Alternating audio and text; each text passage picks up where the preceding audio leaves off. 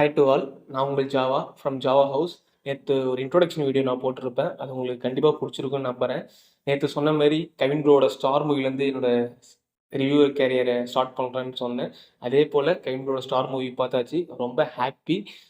Report நிறைய பேருக்கு தெரிஞ்சிருக்கும். பட் இருந்தாலும் ஒரு ஷார்ட் ப்ரீஃப் ரிப்போர்ட் உங்ககிட்ட நான் சப்மிட் பண்ணணும்னு சொல்ல நினைக்கிறேன்.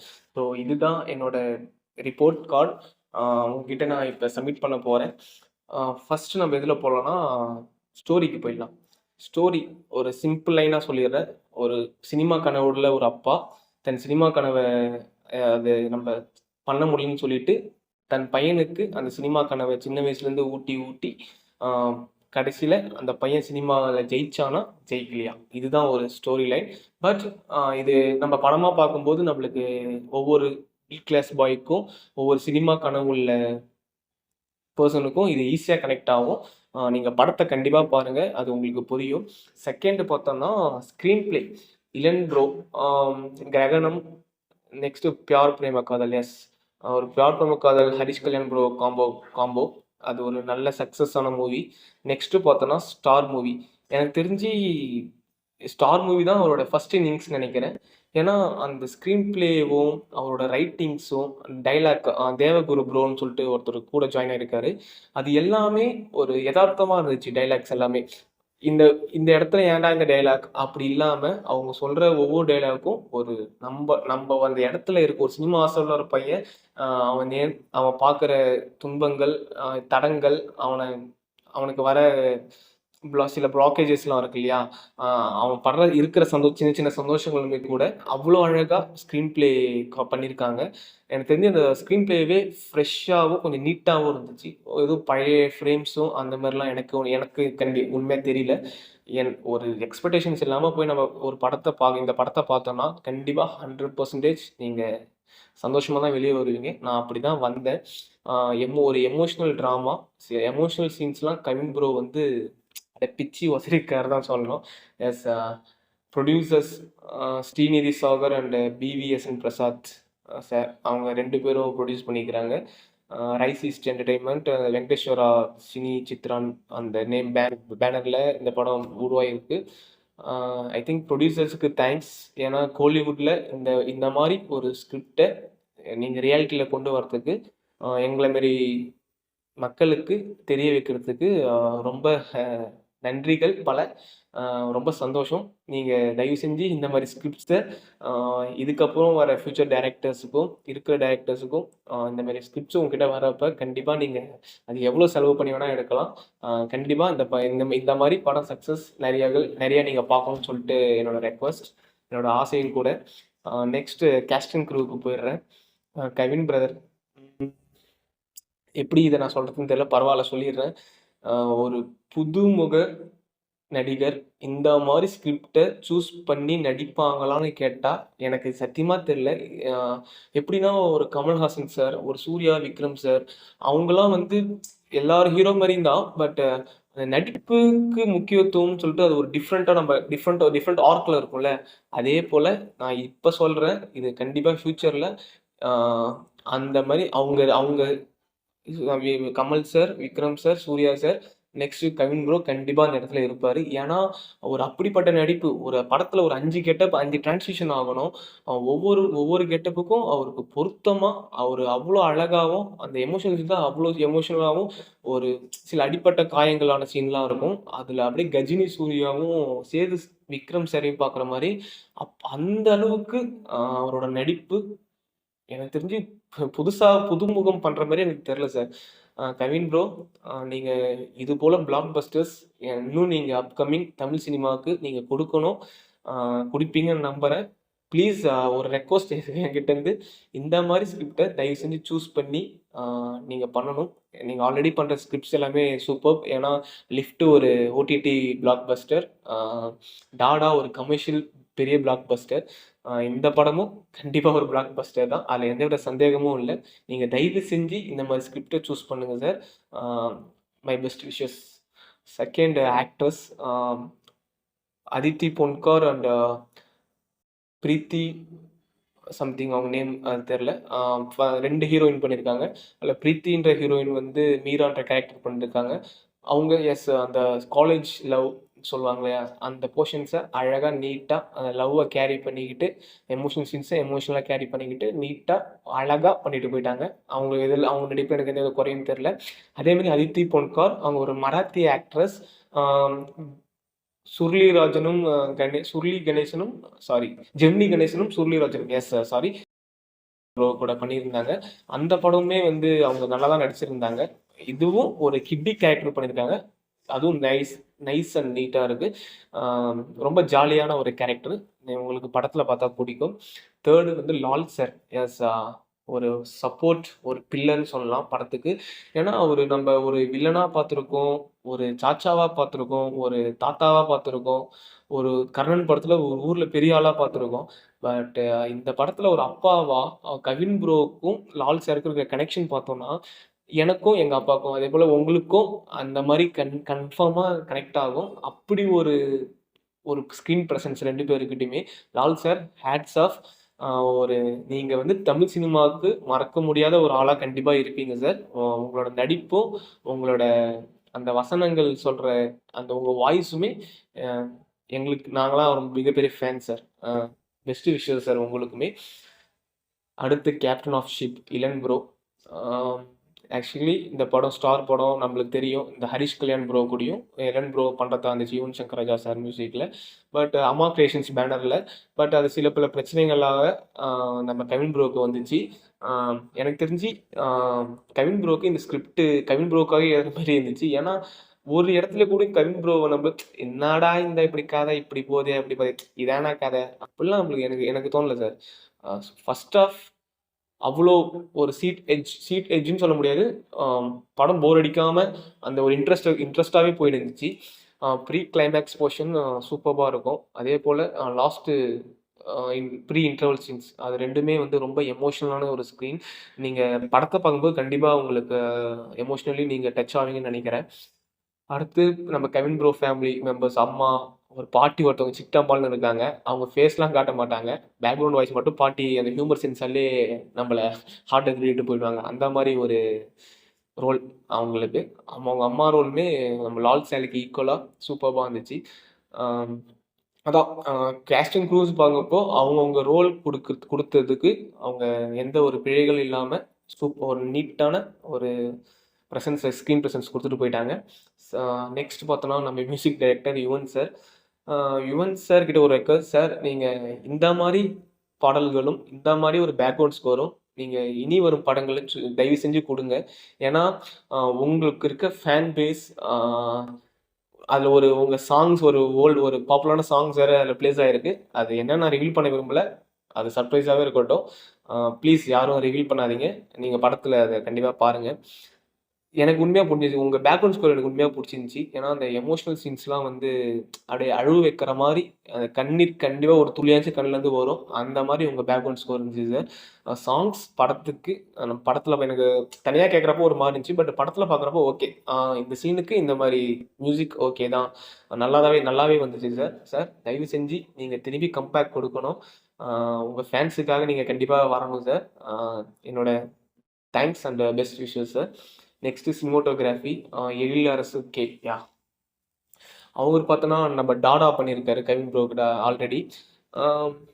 ஆங்கிள்ஸ் அண்டு அந்த ஷார்ட் வைக்கிறாங்க இல்லையா, எமோஷனலுக்கு கவின் ப்ரோவை எவ்வளோ எமோஷ்னலாக காட்டணுமோ காட்டிட்டாரு. லவ் பொசிஷன்ஸ் எவ்வளோ அழகாக காட்டணுமோ காட்டிட்டாரு.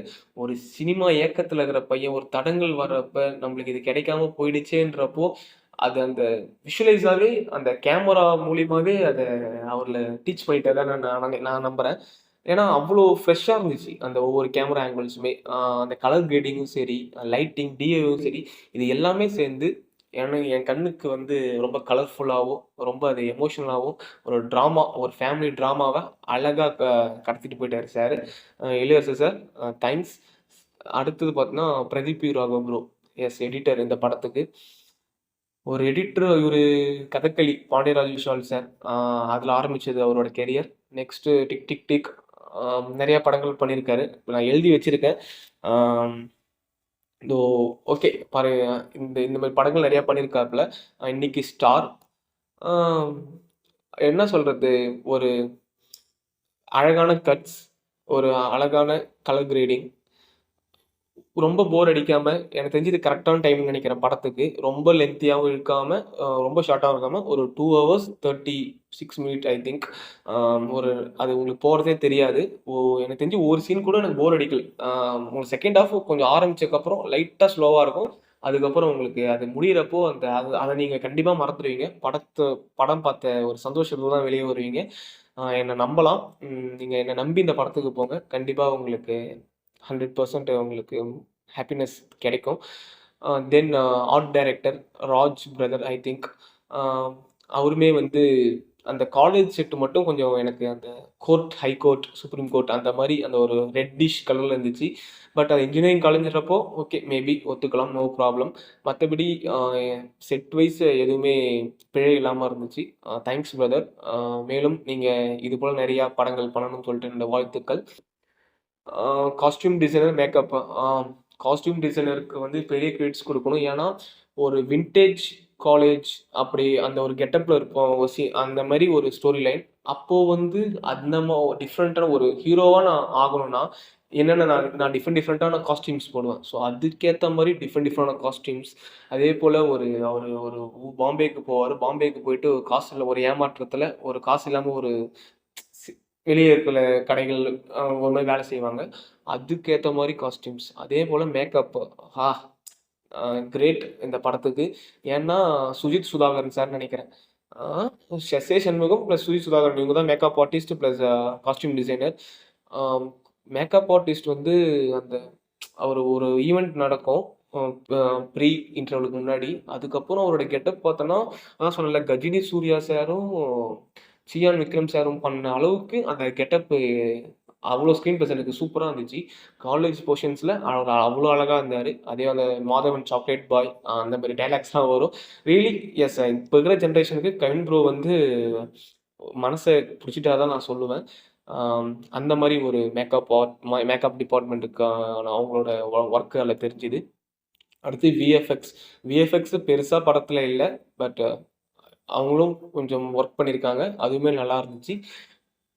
யாம் ஃபைனலா சொல்றப்போனா ஒரு சம்மரியா குடுத்துர்றேன். அந்த படம் ஸ்டார்ட்டிங்ல வந்து பாரதியார் கெட்டப்ல ஒரு சின்ன பையன் பண்ணியிருந்தான். அந்த டயலாக்கு அவனோட அவனோட அதுதான் ஸ்டார்ட் படத்துக்கு. அந்த டயலாக் டெலிவரி ஒண்ணு பேசுவாப்புல. ஆக்டிங் எல்லாமே சூப்பரா இருந்துச்சு அது. அந்த சின்ன பையன் அந்த அளவுக்கு ஆக்டிங் பண்றம்போது பாராட்டக்கூடியது. அ செகண்ட் பார்த்தோம்னா, யுவன் சங்கர் ராஜா சார் ஆல்ரெடி சொன்ன மாரி தான். யுவன் சங்கர் ராஜா சாரோட மேஜிக்கல் மியூசிக் இந்த படத்துக்கு மிகப்பெரிய சப்போர்ட். ஃப்ரெண்டு குலாபி. ஆ நம்மளுக்கு ஒரு ஃப்ரெண்ட் இருந்தா எப்படி இருக்கும்? அந்த மாரி தான். ஒரு ஹியூமர், நைஸ் ஹியூமர். ஒரு சின்ன ஃபன் தான். ஓ படம் முழுக்க ஒரு செகண்ட் ஹாஃப் வரைக்குமே எண்ட் வரைக்குமே வராரு. ஒரு டீசென்ட்டான ரோல். எனக்கு தெரிஞ்சு அவருக்கு நெறைய சான்சஸ் குடுக்கலாம் டைரக்டர்ஸ். இந்த மாரி ஆர்டிஸ்ட்டுக்கு நம்ப ஒரு சான்சஸ் குடுக்குறப்ப, ஒரு ஃப்ரெஷ்ஷா நம்ம ஒரு ஃப்ரெஷ்ஷான ஒரு முகத்த பார்க்குறப்ப நம்மளுக்கு ஈஸியா இருக்கு. அவர் பெர்ஃபார்மன்ஸ் வைஸ் செம்மையாவும் இருந்துச்சு. Humour tick. ஆ நெக்ஸ்ட்டு பார்த்தோன்னா, yes "the universe always fall in love with a stubborn heart." இந்த லைன் தான் இந்த படத்துக்கு கோர் பாயிண்ட்ன்னு நெனைக்கிறேன். ஒரு டயலாக் இருக்கு. அது நான் உங்ககிட்ட கண்டிப்பா சொல்லி ஆகணும்னு நெனச்சேன். எஸ் யா ஆம் ம்.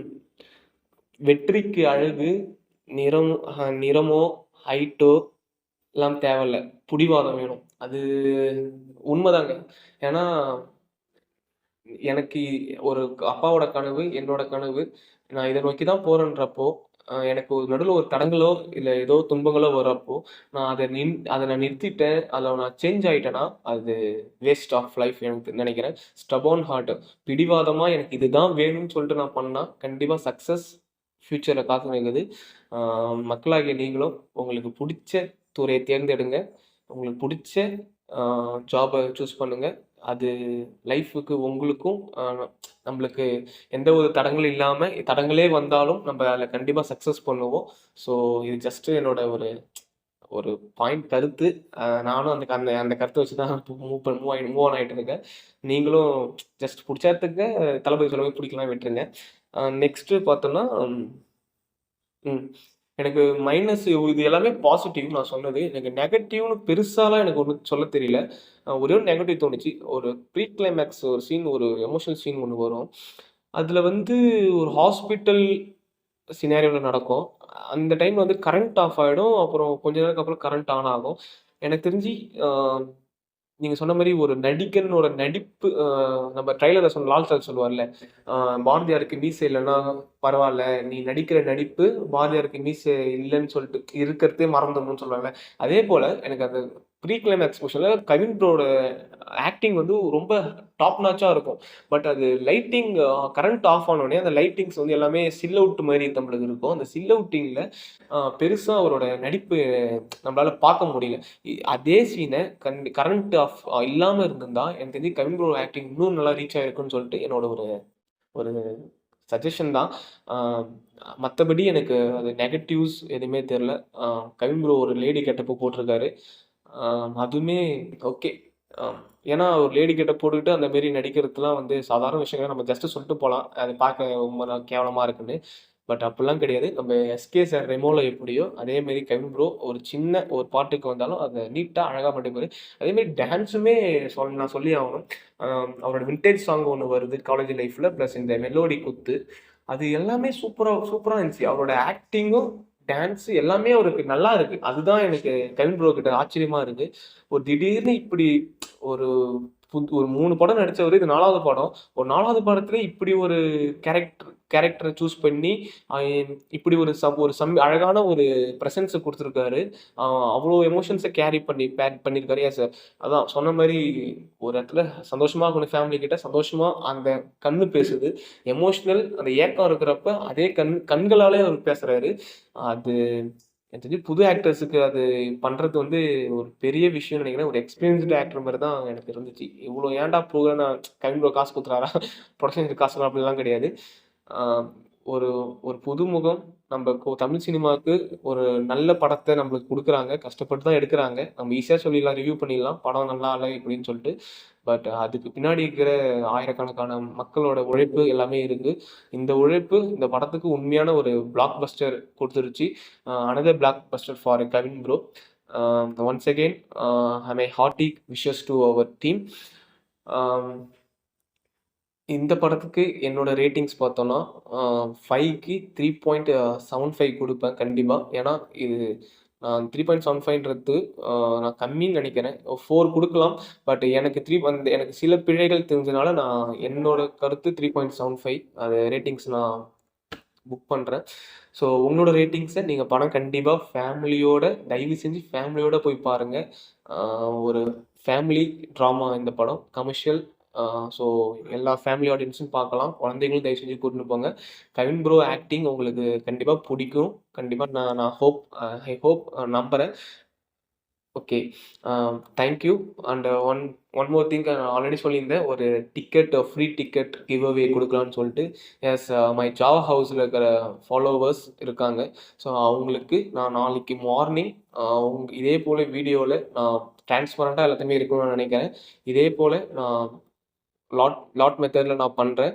அதுல உங்க எதிர்க்கே நான் அந்த பேப்பர பிரிச்சு ஒரு ஒரு ஒரு ஒரு பெர்சனுக்கு ஒரு free movie ticket for star நான் குடுக்கப் போறேன். ஸோ வெயிட் பண்ணுங்க. நாளைக்கு மார்னிங் உங்கள வந்து சந்திக்கிறேன். A signing off by Java. மறக்காம உங்க ரேட்டிங்ஸையும், உங்க ஃபீட்பேக்கையும் எனக்கு போஸ்ட் பண்ணுங்க. உங்களோட ஃபாலோவர்ஸ் அ ஃபாலோ பண்றதும் வேணும். நீங்க எனக்கு தயவு செஞ்சு ஃபாலோ பண்ணுங்க. அண்ட் சப்ஸ்கிரைப் பண்ணுங்க. உங்களோட சப்போர்ட் தான் எனக்கு நெக்ஸ்ட் ஸ்டெப்புக்கான ஒரு ஸ்டெ ஒரு மோட்டிவேஷனா இருக்கும். Thank you. பாய்.